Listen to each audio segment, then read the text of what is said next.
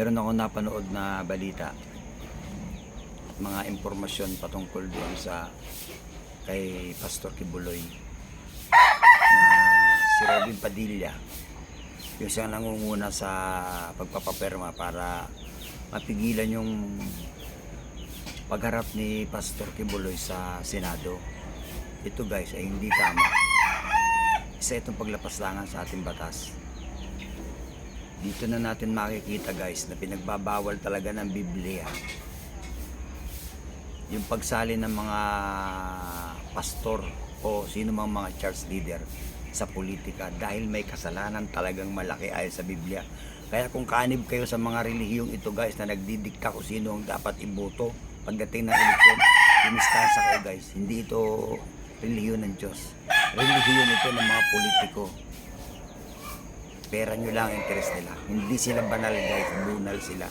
Dito natin makikita guys, ang laking kamalian. Ngayon, yung mga senador na ito ay sinisingil na ng pastor na nagluklok sa kanila gamit ang kongregasyon ng kanyang reliyon. Guys, sa Senado guys, dalawa lang ang kalaban dyan. Si Risa Hontiveros at si Pimentel. Lahat yung guys, niluklok lahat yun ni Pastor Kibuloy. Tuta lahat ni Kibuloy yung guys. Mga aso ni Kibuloy yan guys, tumatahol. Ngayon, tinatawagan na sila ni Kibuloy. Bakit di nyo ako inililigtas dyan sa eskandalo niyan sa Senado? Pigilin nyo si Risa Hontiveros. Ganyan guys, sigurado guys. Malaki ang pagkakautang nyo sa akin. Ngayon, sinisingil ko kayo. Dapat kayo magbayad sa akin. Ayan na guys. Ito mo sabi ni Robin Padilla. Si Kibuloy daw kasama niya sa paglaban sa mga MPA. Bago sa tula niya guys. Yung tula niya, pinagdala sa balita. Siya daw ay nasa bundok ng Apo, doon sa Davao. Kasama ang mga pulang langgam. Sino yung mga pulang langgam guys? Mga MPA yun tinabinabanggit niya. Mga rebelde yun Si Robin Tagalog talagang napakawalang hiyang senador. Tingnan nyo guys, sa 110 million tayo, lalapastanganin lang ng ilang mga tao. Mali ito guys. Dapat kundinahin natin to at tutulan. Kailangan humarap si Pastor Kibuloy sa Senado dahil tinadhana yan ng batas. Ang karapatan ng mga senador na imbestigan. Alam nyo ba guys, ang komite ni Risa Hontiveros dito sa posisyon niya na to, dito sa Women and Children Committee at yung Labor Abuse, ay 14 na senador yan sila guys na committee. Nakaanib dyan o dili kaya 8. Pero tingnan nyo guys tingnan nyo mabuti. Nag-iisa si Risa Hontiveros na hinaharap ang kaso. Tingnan nyo. Bakit hindi sila humaharap sa kasong ito? Bakit nawawala si Pia Cayetano, si Binay, si Tulfo Lulong, si Tulfo Lulong, si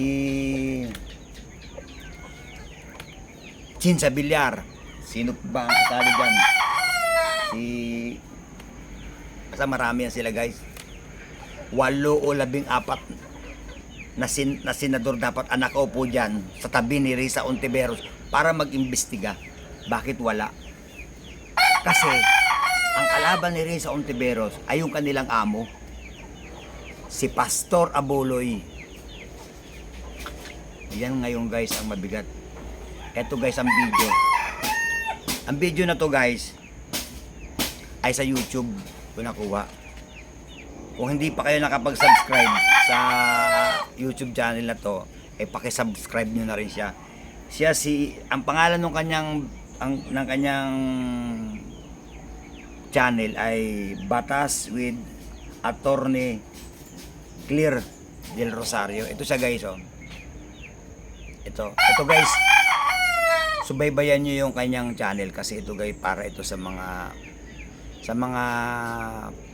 ang programa niya ang kanyang content ay para sa mga mamamayang naaargabyado, humihingi ng tulong legal patungkol sa batas. Ito guys,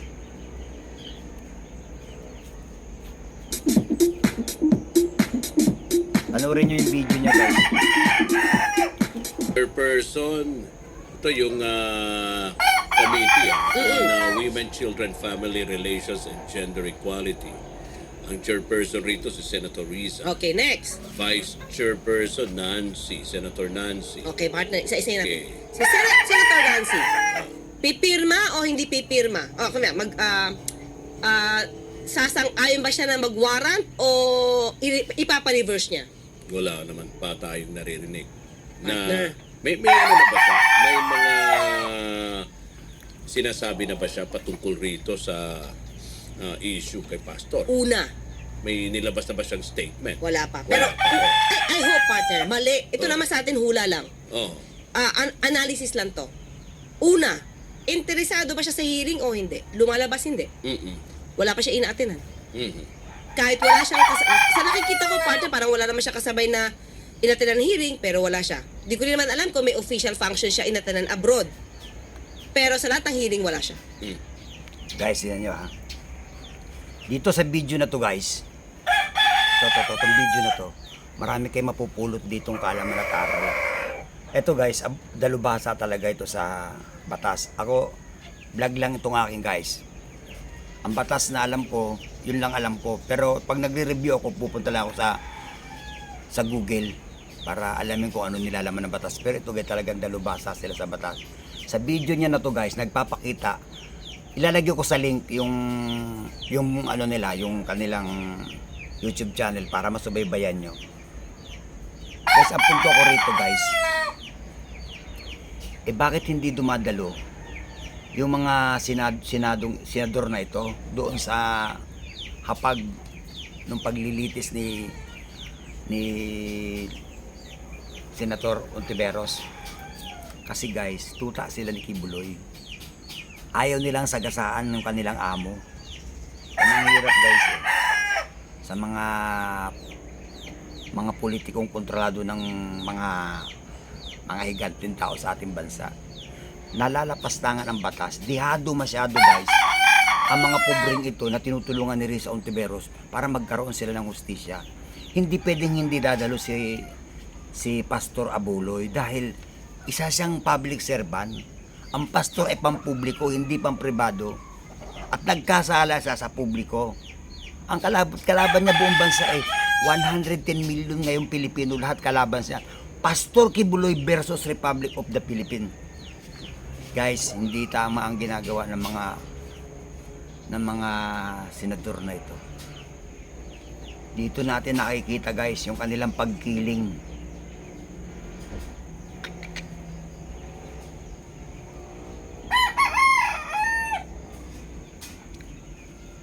Tingnan nyo guys ha. Pangalan na. Pero ito yung mga police na involved dun sa parang nawalang drugs, nagkaabutan ng maleta ng drugs, parang partner ganun, di ba? Kaya tinutukoy nila ano nangyari. May kaso to, Senator Amy. Bakit? Bakit nyo mapinutuloy sa Senate hearing? Unang report na ginawa ninyo, yun, ito na.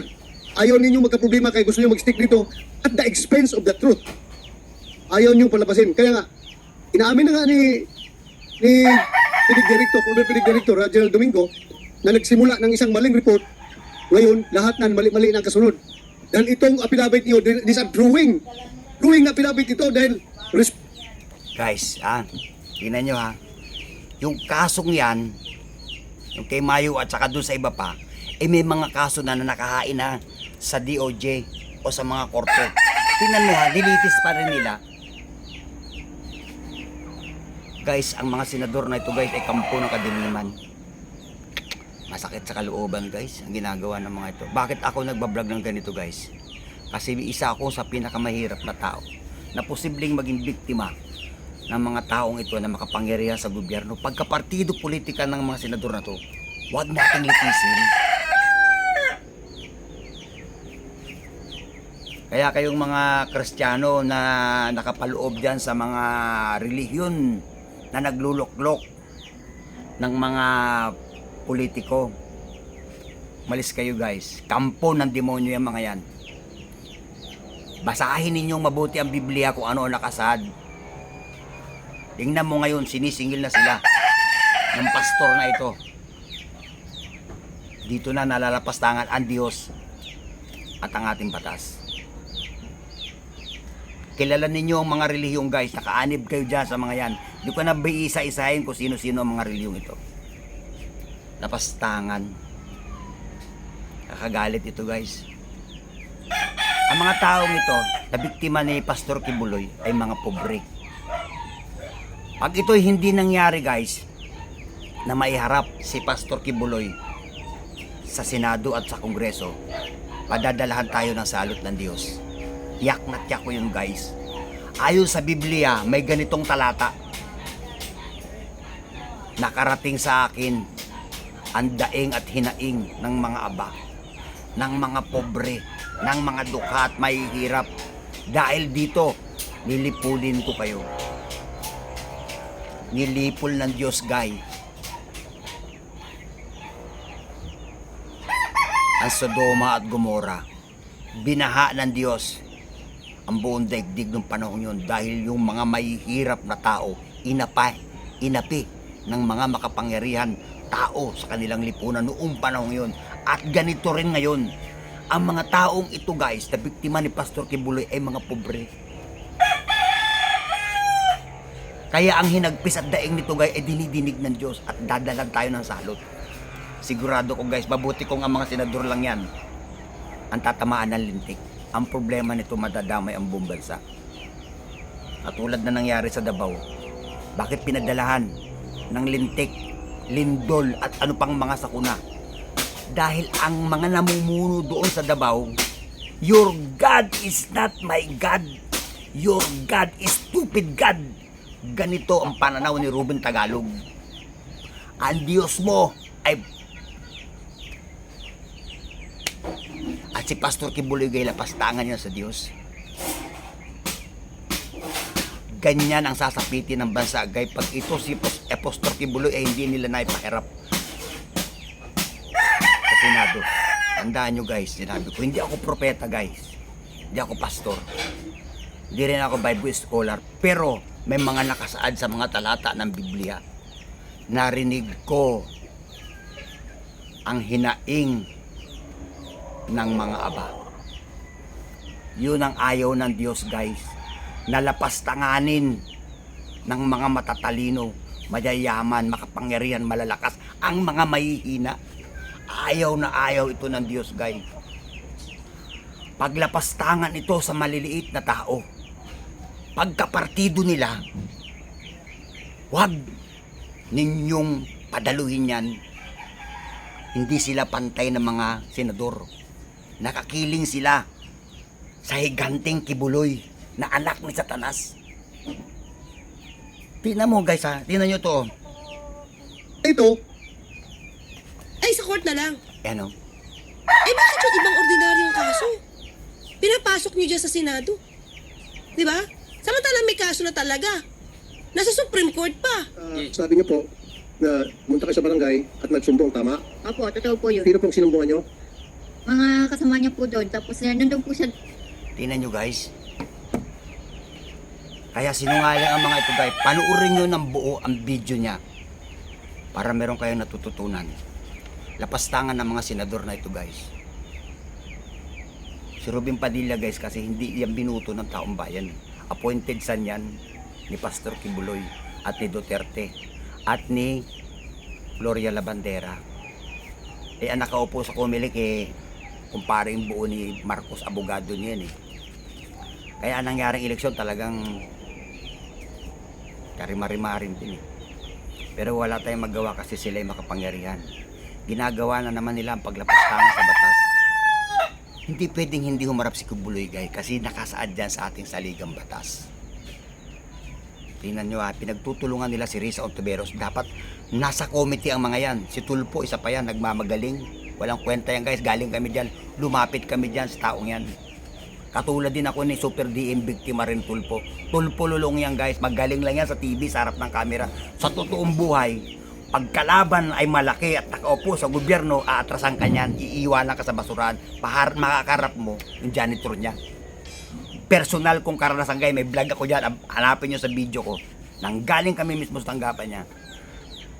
Ang mga senador na ito guys, hindi para sa bayan, para sa demonyo. Hindi pantay na paglilitis at hindi pantay na pagtingin. Isang tao at pagpapalit mo yung 100 million Pilipino.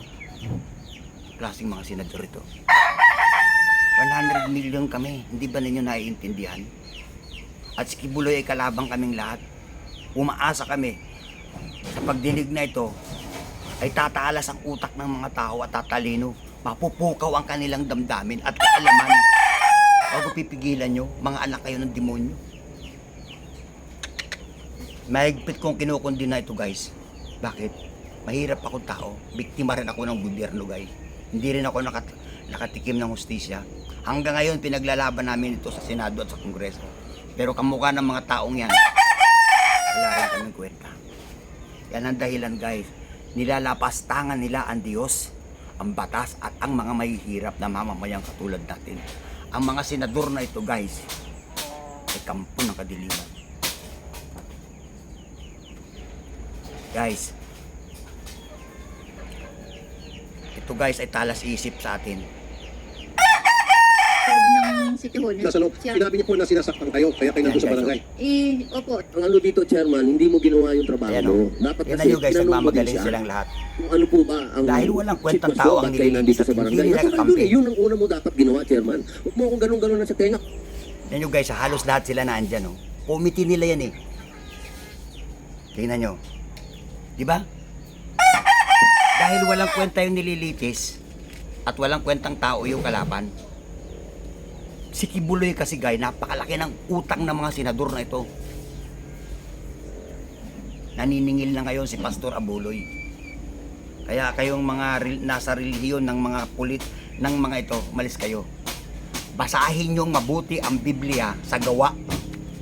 Basahin nyo yung buong libro niya. At dito kayo mamumulat ng inyong mga katangahan. Huwag kayo magbulag-bulagan.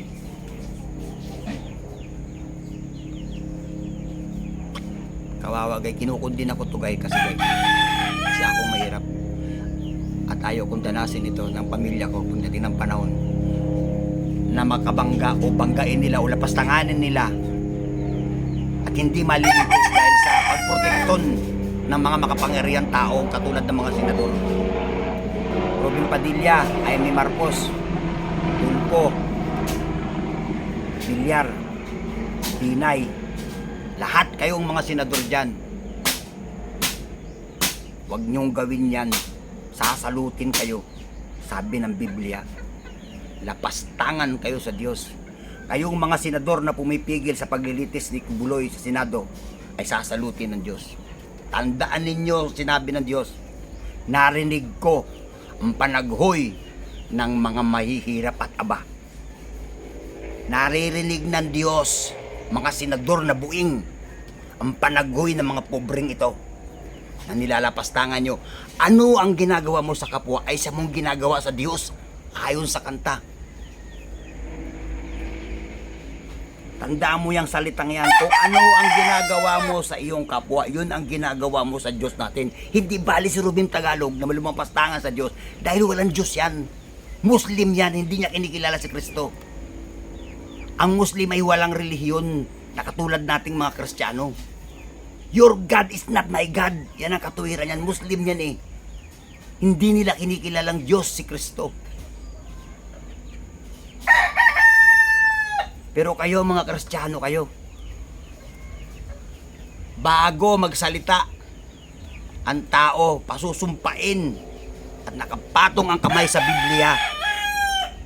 Nakaganyan siya sa Biblia. Nanunumpa ng buong katapatan, kalakip ang salita ng Diyos bago nilalapastangan ninyo. Ganon sa Senado, ganon sa Kongreso, ganon sa Malacanang, ganon sa Korte at sa lahat. Kalakip ang salita ng Diyos bago ginaganyan ninyo. Guys, ang mga senador na ito ay walang hiya at halimaw. Magandang araw sa inyo guys. Ako si Jesse Boy at ito ang halimaw kong daigdig.